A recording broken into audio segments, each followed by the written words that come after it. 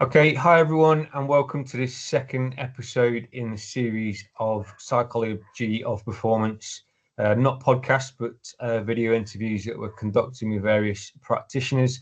So today we've got the pleasure of having Dr. Perry Waters with us, who's done a lot of research around neuroscience in the adolescent brain, a really fascinating topic and something I think that gives a lot of evidence to practitioners, both coaches and psychologists, around how we can structure our practice to kind of best deal with the needs of adolescent participants, players. So over to you, Perry, if you'd just like to give us a little bit of a background and maybe what your angle and your lens on this particular topic. Okay, first off, thanks James and Tom for inviting me to speak on this. It's brilliant. Well,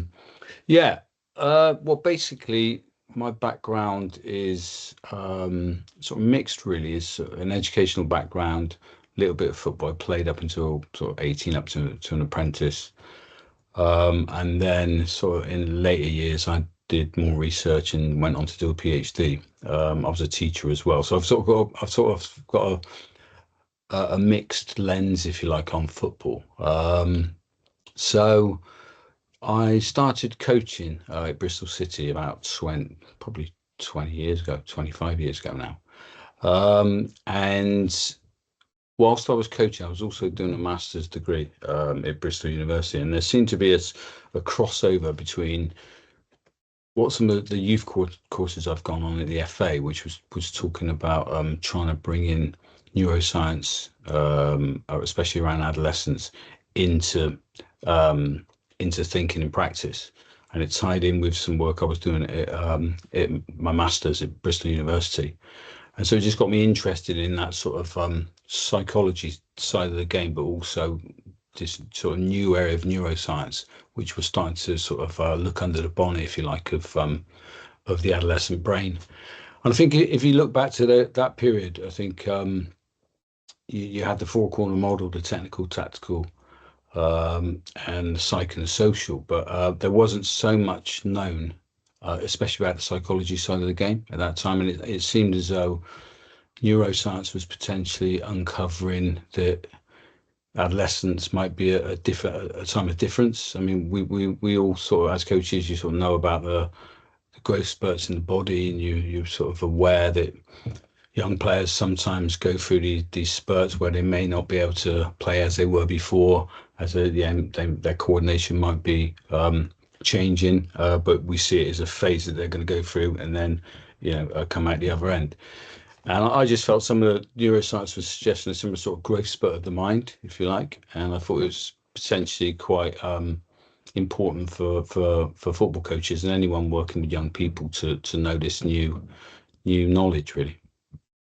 Yeah, so it's really interesting. I think we've traditionally seen adolescence as being a time of kind of difficulty, and adolescent athletes difficult to deal with. But you've kind of put a bit of a different spin on it, that it's this almost like a golden period for learning and when the brain's remodeling. So can you tell us a bit more about that and maybe the Aspire model that you've developed? Yeah, so I think when I first started looking at this, as I said, about 20 years ago, a lot of the neuroscience around adolescence was looking to explain away a lot of the difficulties around adolescence, a lot of the problem behaviours, the risky decision making. There's that sort of paradox of adolescence where in one way it's a time of like sort of optimal health. We're getting stronger, we're getting fitter, we're getting more resistant to diseases throughout the adolescent years, but then we're sort of putting ourselves in harm's way a lot of the time because of sort of find it difficult to control our behavior and our emotions. So yeah, the initial work was around trying to explain away the difficulties of that adolescents face, and a lot of that was around this sort of imbalance, and probably come back to it during the course of this conversation. But what the neuroscience was revealing was not that the brain sort of well, first off, I think 25 years ago, people thought that the adolescent brain was just a sort of adult brain with less miles on the clock. because it's more or less 95% adult sized by about 9 or 10. So it seems though it's sort of just a mini adult brain with less experience. But I think what the neuroscience found when they could look under the bonnet, this new imaging technology, was that actually the adolescent brain doesn't mature by getting bigger. It matures by rewiring and reconnections, this sort of dynamic organization, a sort of explosion of new connections, and then a refining during the period of adolescence. So it's this sort of remodeling period. And one of the things that was found was the emotion centers, the limbic system, which is a sort of more the center of the brain, subcortical areas of the brain, which includes reward system and emotion systems. They tend to be fully developed by about 14 and 15. And we sort of recognize sort of high emotion, intense emotions in adolescents. Those people who've worked with them. But the frontal part of the brain, the prefrontal cortex, which is more linked to planning, decision making, emotional control, being aware of the consequences of your actions, and what we might call higher order cognitions, that's not fully developed to maybe the mid-20s. So you got this gap, this imbalance.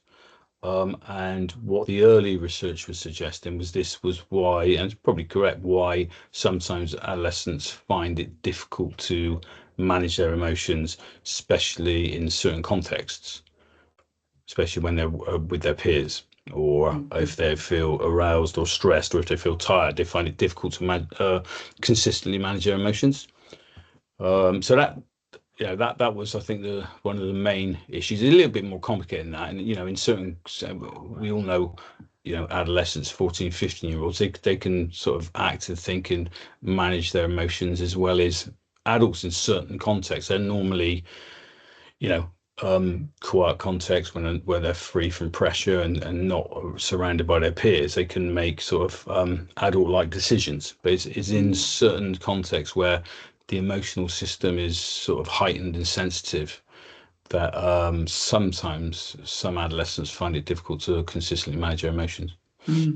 Perry, so sorry to interrupt there. I've just got a question, if that's all right. So obviously we're saying certain situations, and maybe you're talking about maybe a time coaching young football players in academies that might be adolescents. That's a really specific type of situation, isn't it? Where there's potential scrutiny, there's potential players feeling the need to perform.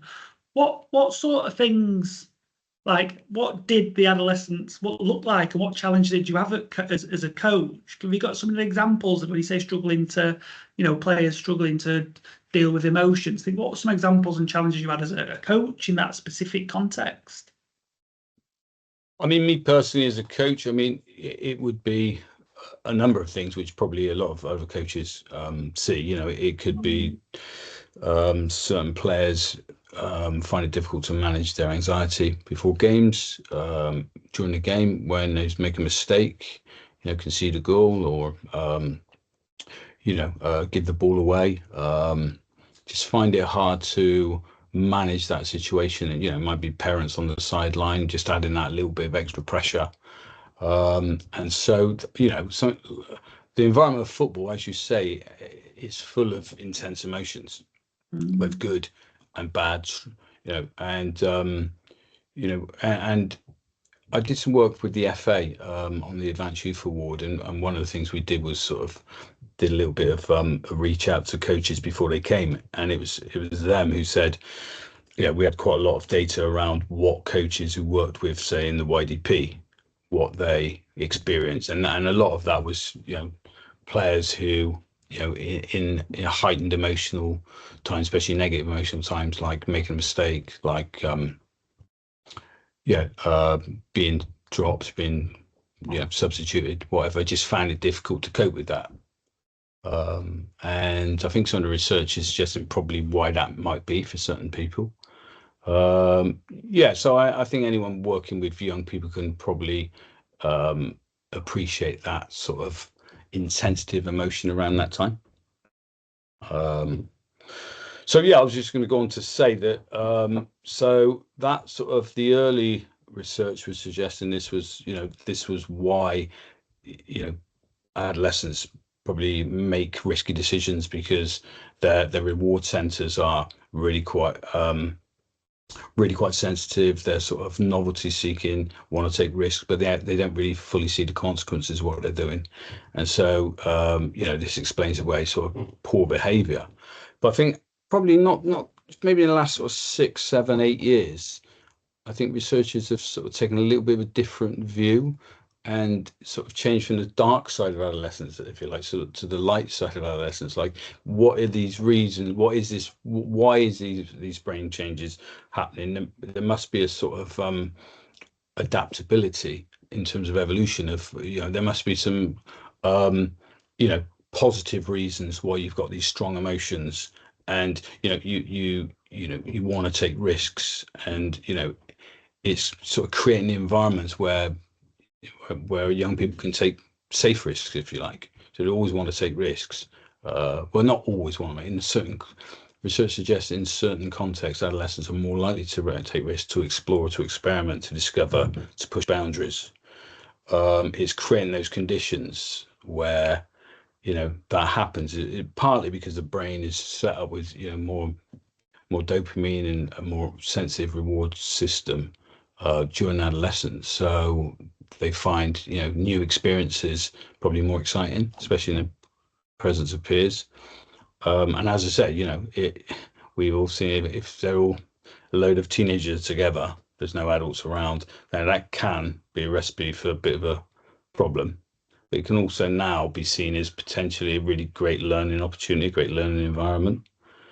And the same sort of reward centers have probably spiked if you go and do some daredevil stuff, pinching a bike and riding around with your friends, or if you do a speech in front of your friends, or take a session in front of your friends, or take some sort of risk but with a positive angle to it. It's the same sort of reward. It's the same sort of need to we're going into lots of things here, but there's this need to look to gain status and respect amongst your peers.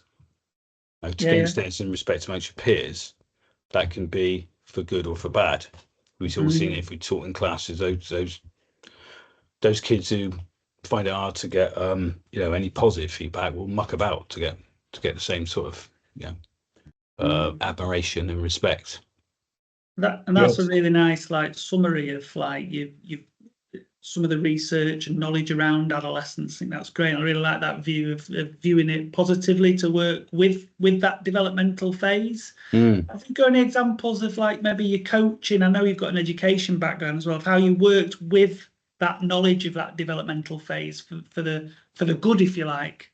Well, to be honest, I've not coached much since I've been doing this in the last few years. But some things, little things like, getting say the first year scholars to run we did it at Ashton Gate, where they were in charge of running the tournament for the rest of the year group. So they had to speak in front of the parents who were in the stand. They had to organize everything, referee everything, and for some players were fine with that, but some put them out their comfort zone. But they had to speak in front of people, they had to manage a team, they had to do a team talk after and everything else. So that sort of thing where you can, and we you can do that within sessions, can't you, where players take the team talk, or I'm sure coaches do it anyway. They can give a team talk, or they can have you can help them make contributions to session design or whatever. Just give them a little bit of opportunity to contribute, take a bit of a leadership role, and that just satisfies, I think, those needs for autonomy. We can go on to that in a minute with the SPAR model. Those needs for autonomy, gaining sort of admiration from peers, which is a evolutionary need, but doing that in a sort of safe, positive way. Yeah, thanks. Go on, James. Sorry, I think you might have had a question as well for Perry. Yeah, just what I love with this approach is it fills in a few gaps that we've had. I think in psychology sometimes we know some things work, but we don't know why. In sports psych, we're always kind of keen to talk about imagery because we've got neuroscience evidence for it, but other things maybe not so much. So what I love about this is it's actually giving us some more concrete evidence around what's happening in the teenage brain. So Tom's mentioned about how we can maybe manipulate the environment, and what you just said there about giving them autonomy, Perry. Could you talk us through the Aspire model a little bit more and what that involves? Yeah. Well, so I'll do, if I just have a little bit of background around the Aspire model, if I can. So I think just I've sort of my area of research for my PhD was not really sports. It was sports related because it was around the adolescent brain, but it wasn't in a sports department. And it was under the area of mind, brain, and education. And so I sort of, which 20 years ago they were trying to introduce neuroscience into education, coming out of Harvard really initially, long before football thought about it really. And there's a few teething problems and everything else, and some of the research suggested that teachers were interested, they had an appetite for understanding this new knowledge around neuroscience, but they needed it presented in a way which was meaningful to them. They couldn't necessarily, I'm not to say they couldn't, but they probably didn't have the time to just take papers themselves and apply them. And it was, they wanted some sort of way of thinking that might inform their practice, not necessarily watered down, but might be something they could sort of get their head around, So, and so I sort of read stuff. This Aspire, I came up with this Aspire framework, and I think it comes from some educational research, even back to John Dewey and Ferrer, and this sort of educational thinking around, I don't know if you know, around the idea of like learning not being a banking model of just depositing information in young people, but for them to actively work with knowledge, hands-on, more experiential. So you got that this idea, and there's psychology theories and neuroscience. I sort of put them all together and came out with what I thought was sort of the basic sort of psychological needs and drives and emerging capacities of adolescence. And I came up with the acronym of Aspire. So very quickly, it's this. I think we've got these needs and drives across a lifespan. However, during adolescence, perhaps supercharged or a little bit more heightened. So you got the need for autonomy, a developing sense of self. So it's not just needs, but the sense of self, because of the plasticity of the brain, how it's changeable and malleable. The sense of self develops more during adolescence than any other time. Okay, well, it's sort of right to be shaped, your sense of self, and depends on the environment, what sort of sense of self and experiences you have, what sort of sense of self develops. So Aspire, autonomy, self, purpose, that search for meaning and purpose is starting to develop during adolescence. The way the brain changes, starts connecting across more distant brain regions, and so you can grapple with more complex ideas and ideas beyond yourself. So that idea to link with more complex abstract things like fairness and justice and values. These you start thinking about these things during adolescence. So autonomy, self, purpose, inquiry, that idea that adolescents are sort of designed to be a little bit different, predisposed to inquire, to experiment, to explore, to push boundaries, to test limits, not just human adolescents, but that's been found across different animals. So that sort of predisposition to lean into uncertainty and try things in a way that lessens as we get older.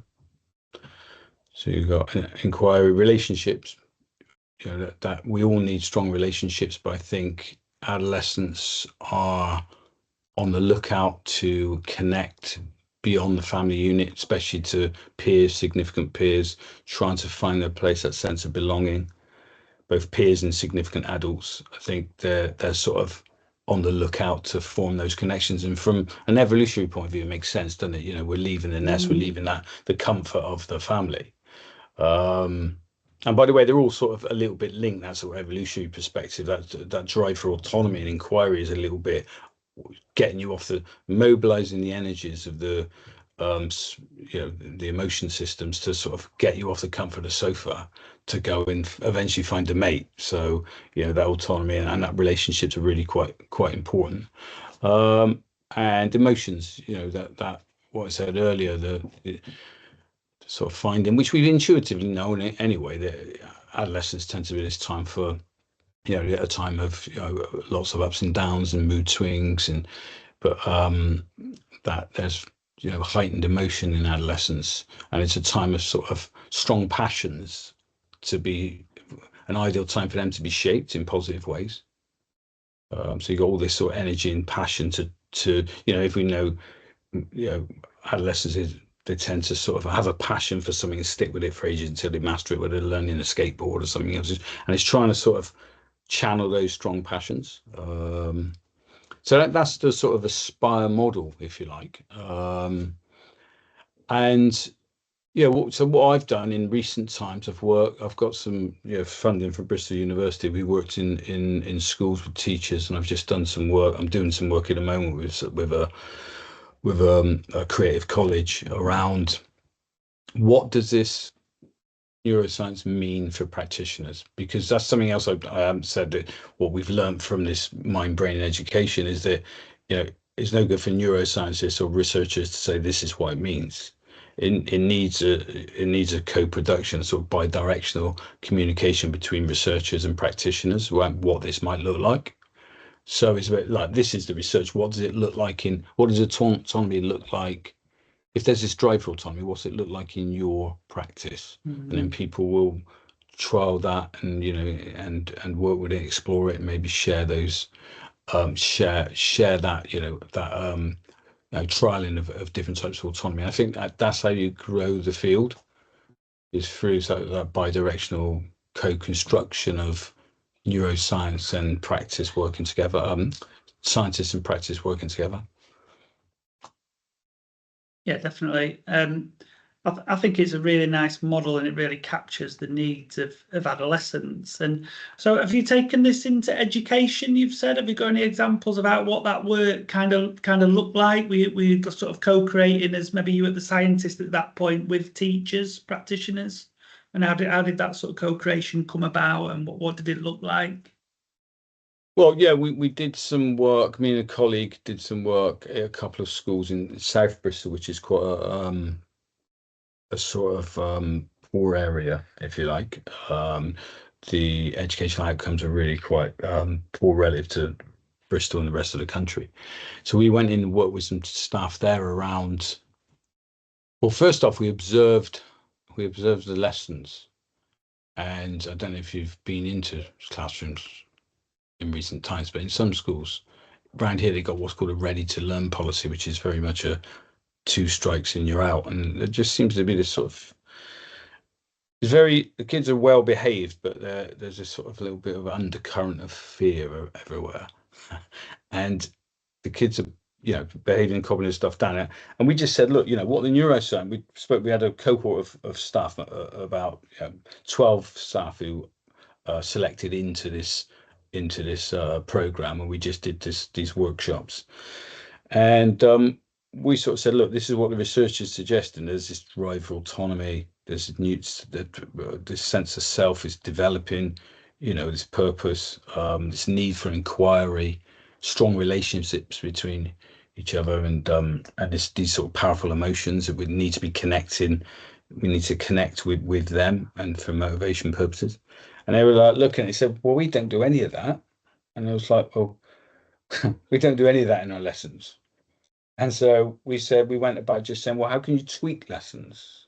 So just, certain teachers with certain groups will have more confidence to do certain things. But, for example, just one little example, there was an English teacher, a young English teacher. She had all the children in rows. They spoke when they were spoken to, and they behave. I mean, in terms of Ofsted, it was a great lesson.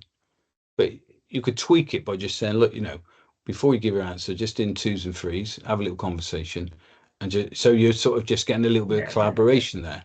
And then, of course, obviously in that area, a lot of those students need a little bit of listening, communication skills, and everything else. So there's a number of things that could, in addition to that. But we also did a session with a teacher who she took a class. It was a cooking class, funny enough, and she was a bit frightened to death of them because anything could happen in the some of these kids with the stoves on and everything. But we in the end, she said she gave them loads of autonomy.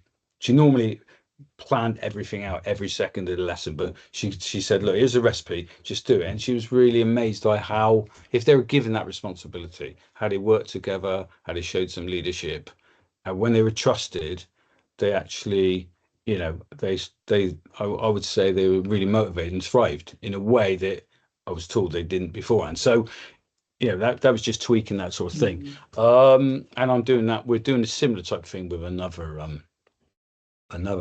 educational organisation.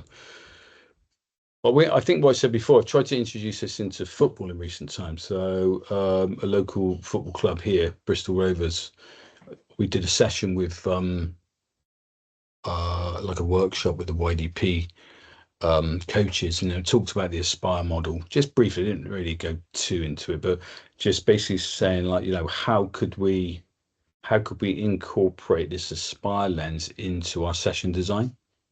So we there's quite a lot of input in terms of technical and the tactical and the physical. There's a lot of thinking about that goes into the sessions, but not so much on the psychosocial.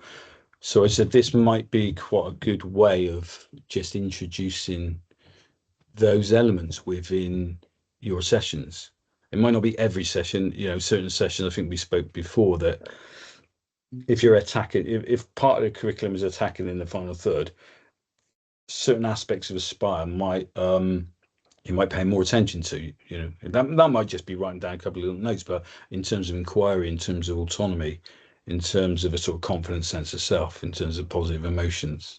Whereas if the session was defending in the box, it might be more a bit teamwork, resilience, rather than autonomy and creativity. If we can be creative in that, but do you know what I mean? So just thinking about how you might introduce those things into the session.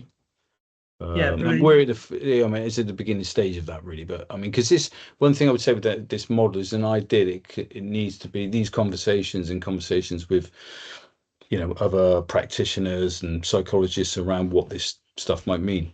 How you might tweak it. It's not written in stone. It's just an idea.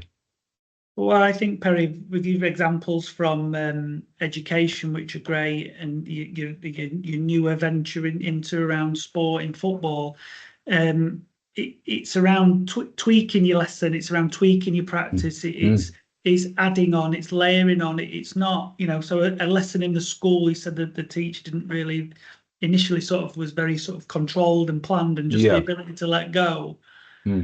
People aren't necessarily comfortable with that, but and I suppose coaches aren't, because they're embedded in the technical and tactical aspects, because that's the game. Or if you're a teacher, that's the lesson you've got to teach. But it's this layering on and stepping back and this tweaking that's really, really important. How do you think and sport coaching, and we know academy coaching, coaches want to deliver that technical and tactical. It's easier to see, you get a quicker return, you've had an impact.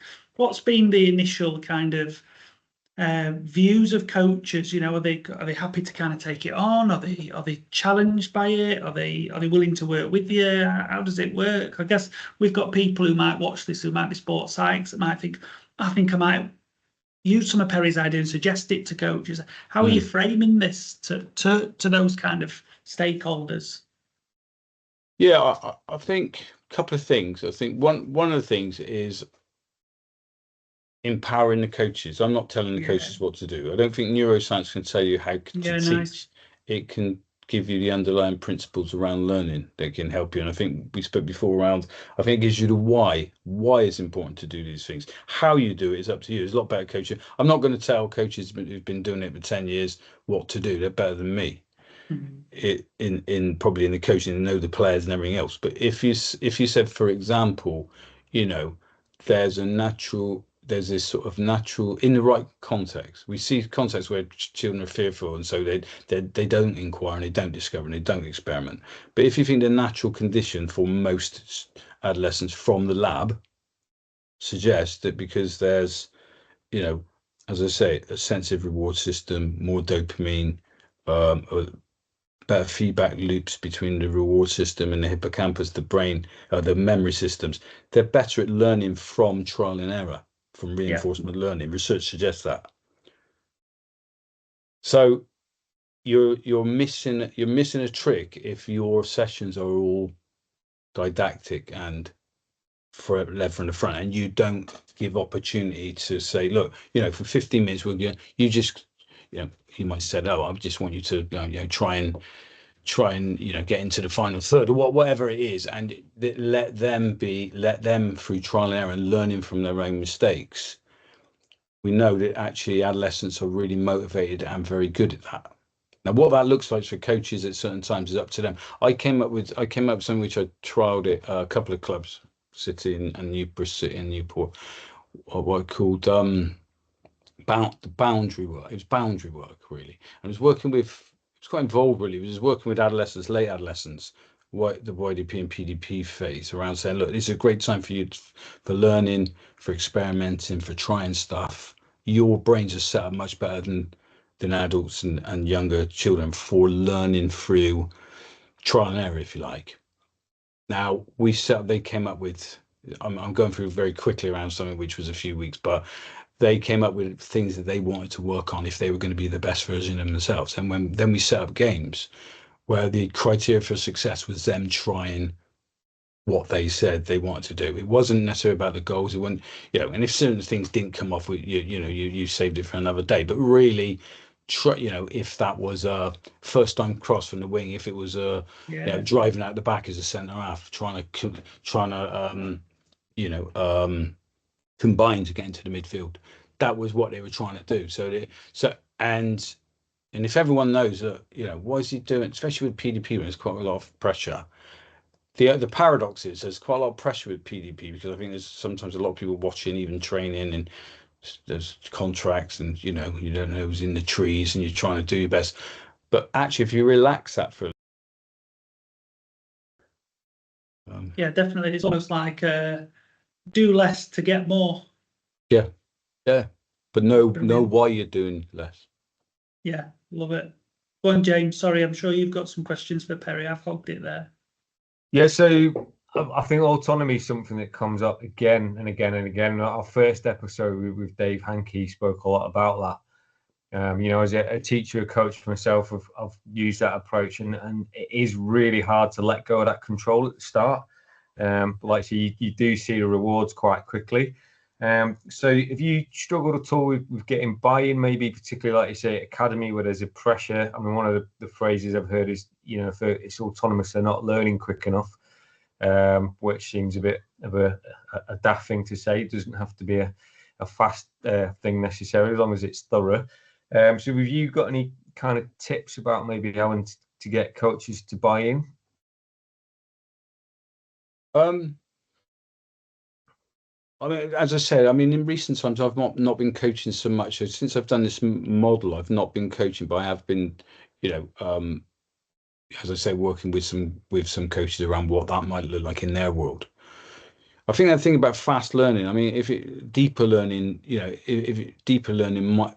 if there's quite a lot of neuroscience around, if you make choices yourself, then if there's volition in what you're doing and you're making the choice not to what to do, then that's got lots of, it releases more dopamine, the reward centers are more activated, the memory system, hippocampus. So it's like deeper learn. It might look a bit messy to start with, but ultimately it might be some deeper learning, and you don't necessarily know that for a while. What that looks like on the ground, again, I think it's that. I agree. It's not easy. I was a coach for a long time, and I know the pressures from the parents, from maybe the academy director, from not. I don't mean any particular one, but just somebody superior to yourself, and they're watching something. For you to just like relinquish control is not easy done. Mm. You could potentially model something like Professor Guy Claxton talks about confident uncertainty. You're like sort of confident in your, we're not sure what's going to happen here, but it's really good for you to try. And I agree, though. There is that pressure on a coach to look like a coach. Research suggests from neuroscience and mind-brain education, when teachers, not when done coaches that I know of, when teachers know around the neuroscience around the adolescent brain, they're more confident to let go because they know why it's important. Yeah, I guess it's getting that, I said earlier, that kind of evidence base in it really. And, I think in some kind of organizations, they're uncomfortable with change, and, this is the way we've always done it. But I think, like you say, if you've got the evidence and you can see it works, that's always a massive bonus. Yeah, I mean, I don't know if we have got the. I think we're sort of I think that's one of the issues, and one of my. There's evidence from the lab around stuff. What that looks like in educational circles is like is inferred, and it is that you need to build a bridge really and try and build that evidence through working with coaches and working, in that bi-directional manner. I think that's where football potentially can. Well, I think sometimes there's a bit. Some people say that is a bridge too far, neuroscience to education. It's quite contested, really, and so we need to be careful what we sort of say neuroscience can do. But I think the evidence is in the lab, and there needs to be some research funding to explore that on the pitch. But I haven't really seen that so much yet. But I think the way certain clubs have gone, like Brentford, where they seem to be quite progressive in trying to bring in different ideas from psychology and neuroscience. They might get the funding to look at what some of this looks like, but you can't do an MRI scan on the pitch. Yes, well, you can bring in some of the VR stuff, but that's not I think my areas. I think the idea that there's certain principles from neuroscience around learning which have been more field tested in education, but they're right to be field tested in football as well. But it's like that sort of just underlying those neuroscience principles around learning. I think that's the main for me. I think that's a more sort of low hanging fruit, if you like, than some brain scanning work, which it's got benefit in certain areas. But I think this could have wider benefit for more coaches and more teachers. If they can understand some of this new knowledge. Yeah, so I'm going to put you on the spot a little bit here, Perry. Apologies for this. I should have pre-warned you for this one. Could you maybe have 3 top tips that you give people, or maybe more, around kind of session design and how to deal with adolescents in that sporting environment? I think if you brought in this SPA model, just having an understanding that there is a different time. They're not necessarily thinking like you're thinking. I think in certain contexts to like be the prefrontal cortex for them, like they might not be able to evaluate, put into perspective certain things that you have, and that might be something like they're dropped in the team, and they might think, oh, like, why, something wrong with me, or he hates me, or whatever. But if you say, look, this is why we've done it, we do it with everyone, you're going to get your chance. But also it's quite good to not always start at a game, because it gives you that resilience. You just talk through it, and you're lending your prefront, you're sort of lending your thinking part of your brain, for want of a better term, and helping them self-regulate as well. So so that one. What else? So a better understanding through Aspire, lending your prefrontal cortex, model what you want to see as well. I think we learn through, we learn through our experiences, but we also learn through significant others, including peers. I think peers are really important. I think that's something that's not utilized enough, really. Adolescents, evolution-wise, are programmed to sort of listen to and look.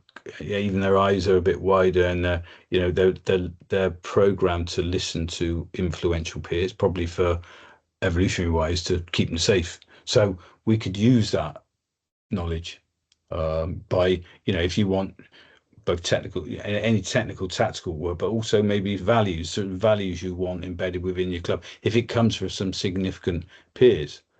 that message, that might resonate more. I mean, research shows that during the pandemic, a lot of adolescents didn't listen to the government, but they listened to influential peers, and that came from Sarah Jane Blakemore's work around adolescents being like tuned into their age group more so than older ones. I don't know if that answers your 3 questions, but I think I spoke enough for you not to ask me any more about it. Yeah, I think it does. I think if I just jump on back of that last one though, and then maybe back to James to close. It's like maybe it's I'm thinking of some of the sports psychologists and trainees and qualified that might be listening now and watching this. Maybe they can work with the adolescent to create those values and create those norms and allow that co-creation for what a team might look like within a club or contribute and actually facilitate that. I think that's really, really important. That's really like that last point. So yeah, and it's a real ripe time to shape though. Apparently, research suggests that those sort of that sense of self and the values and your identity and your sense of purpose crystallizes between 10 and 17. There's something called a connectome, which shows the sort of the way the brain develops, a bit like a fingerprint of the brain. But the biggest changes around the self are during adolescence. So it's a ripe time to shape, positive values, and and knowing that, puts a bit of a responsibility on the coaches to sort of create those environments which are positive and help young people thrive. Yeah, thank you. Great stuff. I'm just going to share a couple of things just as a plug. So hopefully you guys can see that. So this is the Aspire model. So it's on the Training Ground Guru website. So we'll put a link to this in the WhatsApp group as well, so you can see all the details there. And then also we have, I'll try and get a link to Perry's book up. So again, hopefully you can see that's the Coaching Football with the Adolescent Brain in Mind. There's a newer version. I don't think it's that dear either. But I think there's a second edition of that. We'll get a link out to that as well. Okay, it's not on there, but yeah. So newer version. Apologies, everyone. I think that's the football coach. It comes out the football coach. I mean, I think it's quite interesting book. It'd be good to do another one, but I think maybe with input from other coaches as well. Do you know what I mean? To give examples of what people have done. And I was saying to James before around, I'm not sure. I think the book's a good introduction, but I think it could be written a bit better. I'll do another one. Yeah, I've read the first couple of chapters. It's really interesting, and I think it's well written anyway. Thank you. Yeah, so that's it for me. Any other questions, Tom, or anything to finish off, Perry? Not really. Just I think the neuroscience is like an evolving field. It's quite new in football. It was quite contested in education, so we'd be wary of snake oil salesmen. But I think there's potential there.